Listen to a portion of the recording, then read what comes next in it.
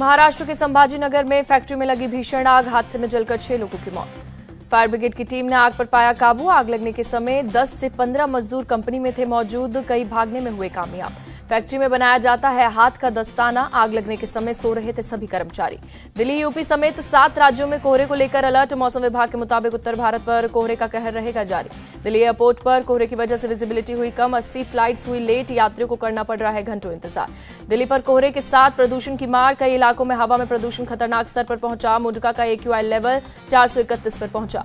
दिल्ली के आनंद विहार और द्वारका में AQI 425 के स्तर पर, जबकि RK पुरम में 426 हुआ प्रदूषण का स्तर।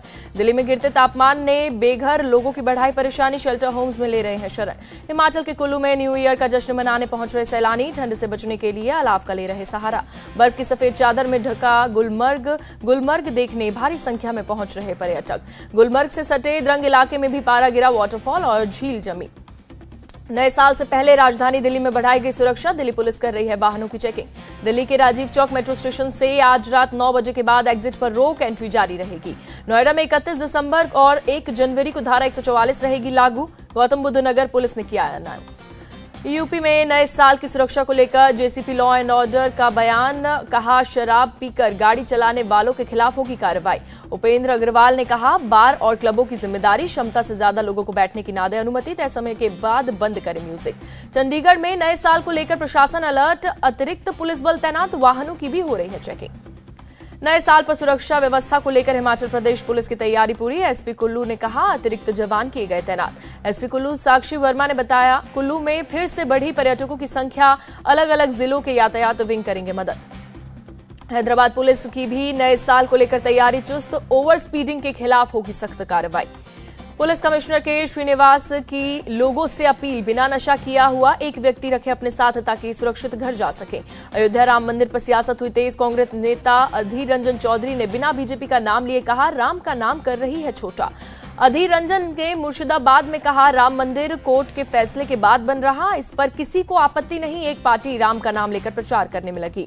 कांग्रेस नेता राशिद अल्वी का BJP पर तंज, कहा PM अयोध्या में जो कर रहे हैं वो विकास का काम कम और लोकसभा चुनाव की तैयारी ज्यादा है।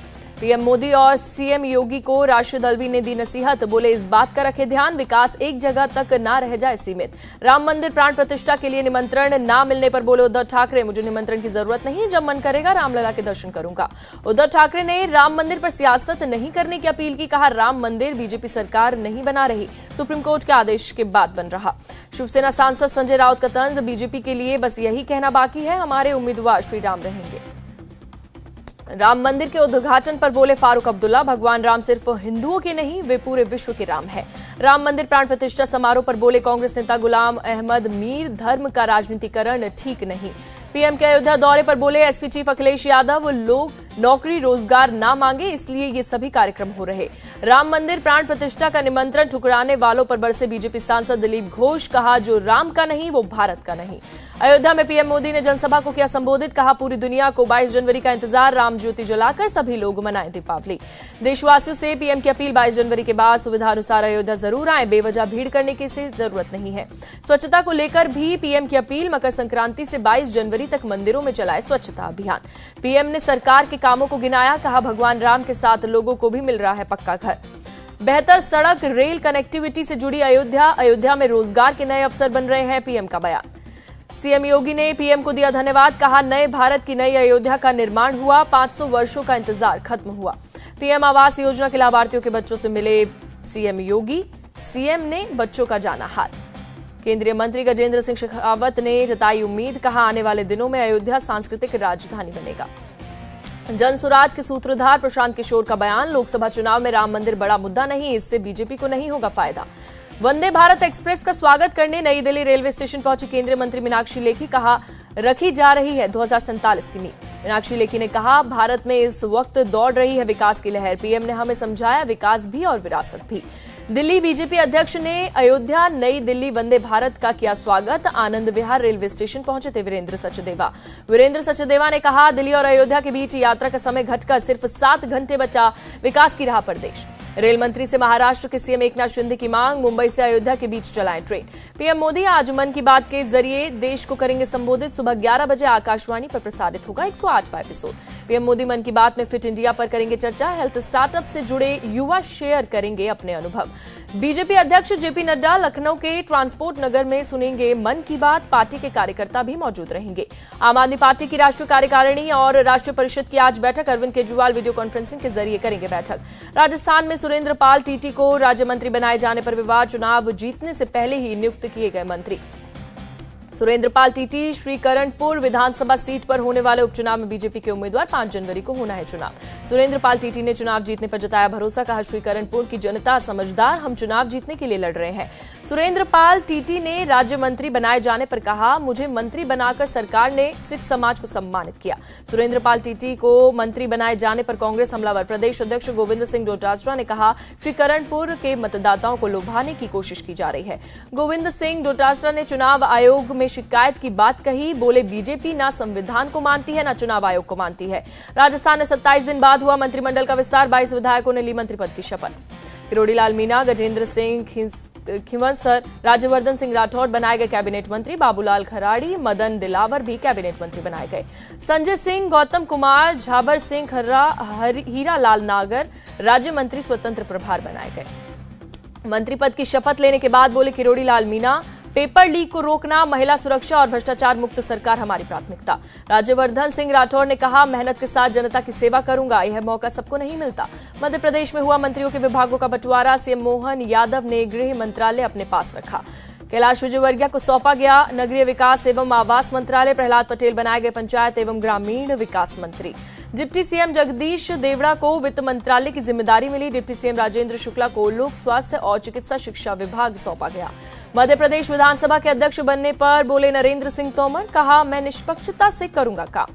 नरेंद्र तोमर ने कहा, विधायकों ने मुझे अध्यक्ष के रूप में चुना, मैं सुनिश्चित करूंगा विधानसभा में मुद्दों को उठा सके विधायक। पूर्व सीएम शिवराज के बयान पर बोले कांग्रेस नेता दिग्विजय सिंह, कहा, कांग्रेस की यात्रा के बाद हम कर्नाटक और तेलंगाना जीते। दिग्विजय सिंह ने कहा, मध्य प्रदेश और राजस्थान में जो संभावना थी उसके विपरीत गए चुनाव। आगामी लोकसभा चुनाव पर बोले एसपी प्रमुख अखिलेश यादव, कहा 2024 का चुनाव संविधान की रक्षा के लिए। अखिलेश ने कहा, बीजेपी ने नई संसद बनाई और सवालों से बचने के लिए सांसदों को किया निलंबित, ये नहीं चाहते कि संसद चले। अखिलेश यादव ने लोगों से सतर्क रहने को कहा। बोले, अगर 2024 में फिर से बीजेपी सत्ता में आई तो ये छीन लेंगे वोट देने का अधिकार। जेडीयू अध्यक्ष बनने के बाद दिल्ली से पटना लौटे सीएम नीतीश। एयरपोर्ट पर कार्यकर्ताओं ने किया भव्य स्वागत। केंद्रीय मंत्री नित्यानंद राय का बयान, बिहार की राजनीति में अब सीएम नीतीश का कोई भविष्य नहीं, बीजेपी लोकसभा की सभी 40 सीटें जीतेगी। बीजेपी सांसद सुशील मोदी का दावा, ललन सिंह ने की थी जेडीयू के 12 से 13 विधायकों को तोड़ने की तैयारी। भनक मिलते ही नीतीश ने ललन को हटाया। सीएम नीतीश को जेडीयू चीफ बनाए जाने पर बोले बीजेपी नेता गिरिराज सिंह, जेडीयू पर अब लगेगा ग्रहण। जेडीयू के पूर्व चीफ ललन सिंह ने किया खंडन, कहा विधायकों के साथ गुप्त बैठक की बात गलत, मेरी छवि धूमिल करने की कोशिश की जा रही है। मनी बिल पर बोले केरल के राज्यपाल आरिफ मोहम्मद खान, राज्यपाल की सहमति के बिना सदन में पेश नहीं हो सकता बिल। राज्यपाल ने कहा, सर्वोच्च न्यायालय जाने का किया फैसला, विधेयकों को राष्ट्रपति के पास विचार के लिए भेजा। मध्य प्रदेश के मुख्यमंत्री मोहन यादव ने की पूजा अर्चना। खंडवा में संत सिंघाजी महाराज के समाधि स्थल पर की पूजा। सीएम मोहन यादव ने प्रदेश की बेहतरी के लिए कामना की। कहा, खंडवा जिले में विकास की बहुत संभावना। एआईएफएफ अध्यक्ष कल्याण चौबे से मिले आरएसएस प्रमुख मोहन भागवत। कोलकाता में कल्याण चौबे के आवास पर हुई दोनों की मुलाकात। आरएसएस प्रमुख से मिलने पर बोले एआईएफएफ अध्यक्ष, वो यहां खेल के प्रशंसक के तौर पर आए, खेलों पर हुई चर्चा। दिल्ली में केंद्रीय वित्त मंत्री निर्मला सीतारमण ने की समीक्षा बैठक। सार्वजनिक क्षेत्र के बैंकों की समीक्षा बैठक की अध्यक्षता की। सीएम एम के स्टालिन और राज्यपाल आरएन रवि के बीच हुई मुलाकात। राज्य के कई मुद्दों पर की गई चर्चा। तमिलनाडु के लोगों की भलाई के लिए राज्यपाल ने दोहराई अपनी प्रतिबद्धता। सूचना और जनसंपर्क विभाग ने दी जानकारी। बीजेपी अध्यक्ष जेपी नड्डा ने डाक टिकट किया जारी। श्रीलंका में भारतीय मूल के तमिलों के 200 साल पूरे होने पर टिकट जारी किया। सीएम माणिक साहा ने सम्मेलन में लिया भाग। चंद्र महल में अगरतला प्रसूति सोसाइटी का था 37वां वार्षिक सम्मेलन। रक्षा मंत्री राजनाथ सिंह का आज तेजपुर दौरा। तेजपुर यूनिवर्सिटी के कॉन्वोकेशन में विद्यार्थियों से करेंगे संवाद। ओडिशा के मुख्य सचिव का बयान। पंचायत राज विभाग ने 2 प्रस्ताव किए पेश, उन पर विस्तार से की गई चर्चा। मुख्य सचिव प्रदीप जेना ने बताया, राज्य में कई मंदिरों का किया जा रहा जीर्णोद्धार। श्री मंदिर परिक्रमा परियोजना जारी। 6 जनवरी को पतंजलि गुरुकुलम का उद्घाटन करेंगे रक्षा मंत्री राजनाथ सिंह। स्वामी रामदेव ने सीएम धामी और मोहन यादव को भेजा न्योता। हरिद्वार के कनखल में बना है पतंजलि का गुरुकुल। स्वामी रामदेव ने घर घर जाकर लोगों को दिया निमंत्रण। विनेश फोगाट ने खेल रत्न और अर्जुन अवार्ड लौटाया। कर्तव्य पथ पर अवार्ड को रखकर लौटी विनेश फोगाट ने पहले ही पुरस्कार लौटाने का किया था ऐलान। पीएमओ जाने के दौरान विनेश को सुरक्षा अधिकारियों के रोकने पर सड़क पर रखा अवार्ड। केपटाउन टेस्ट के लिए टीम इंडिया कर रही तैयारी। कप्तान रोहित शर्मा ने नेट पर जमकर की बल्लेबाजी। रोहित शर्मा ने तेज गेंदबाज मुकेश कुमार की गेंदों का किया सामना। 45 मिनट तक मुकेश कुमार की गेंद पर प्रैक्टिस करते रहे रोहित शर्मा ने मुकेश कुमार को गेंदबाजी के लिए टिप्स दिए। रोहित ने ऑफ स्टंप के बाहर और एंगल बनाकर अंदर आती गेंदों का किया सामना। केपटाउन टेस्ट से पहले टीम इंडिया को लगा झटका। बॉलिंग ऑलराउंडर शार्दुल ठाकुर चोटिल केपटाउन टेस्ट से हो सकते हैं बाहर। प्रैक्टिस के दौरान शार्दुल के कंधे पर लगी चोट। शार्दुल कंधे पर आइस पट्टी लगाए हुए नजर आए। साउथ अफ्रीकी खिलाड़ी गेराल्ड कोएत्सी दूसरे टेस्ट से बाहर हुए। गेराल्ड पहले टेस्ट में भी थे बाहर। भारत की टीम आज होगी केपटाउन के लिए रवाना। 3 जनवरी से साउथ अफ्रीका के खिलाफ खेलेगी दूसरा टेस्ट। महिला क्रिकेट में भारत को दूसरे वनडे में भी मिली हार। 3 मैचों की सीरीज पर ऑस्ट्रेलिया का कब्जा। भारत की टीम दूसरे वनडे में 3 रनों से हारी। ऑस्ट्रेलिया सीरीज में 2-0 से आगे 3 मैचों की सीरीज पर जमाया कब्जा। ऑस्ट्रेलिया ने जीत के लिए 259 रनों का दिया था टारगेट। टीम इंडिया 50 ओवरों में 255 रन ही बनाकर। भारत की तरफ से ऋचा घोष ने 96 रनों की शानदार पारी खेली। जेमिमा ने 44 रन बनाकर आउट हुई। ऑस्ट्रेलिया के एनाबेल सदरलैंड ने 3 विकेट झटके। जॉर्जिया ने 2 विकेट लिए। गार्डनर किम और अलाना को 1-1 विकेट मिला। ऑस्ट्रेलिया की तरफ से लिचफील्ड ने 63 रनों की पारी खेली। एलिस पेरी ने 50 रन बनाए। भारत की तरफ से दीप्ति शर्मा ने 5 विकेट झटके। स्नेह राणा, श्रेयंका और पूजा वस्त्राकर को 1-1 विकेट मिला। साउथ अफ्रीका ने न्यूजीलैंड दौरे के लिए किया टेस्ट टीम का ऐलान। नील ब्रांड को सौंपी टीम की कमान। अनकैप्ड प्लेयर है नील ब्रांड। शुभमन गिल क्रिकेट के तीनों फॉर्मेट में बने नंबर 1। गिल ने 2175 रन बनाए। विराट कोहली दूसरे और डेरिल मिशेल तीसरे नंबर पर बनाई जगह। 2023 में ऑस्ट्रेलिया बल्लेबाजों का जलवा। टेस्ट मैचों में टॉप 4 में बनाई जगह। उस्मान ख्वाजा पहले नंबर पर काबिल। स्टीव स्मिथ दूसरे, हेड तीसरे और लबुशेन चौथे नंबर पर पहुंचे। अगरतला में खेलो त्रिपुरा पारा गेम्स शुरू हुआ। सीएम माणिक साहा ने किया उद्घाटन।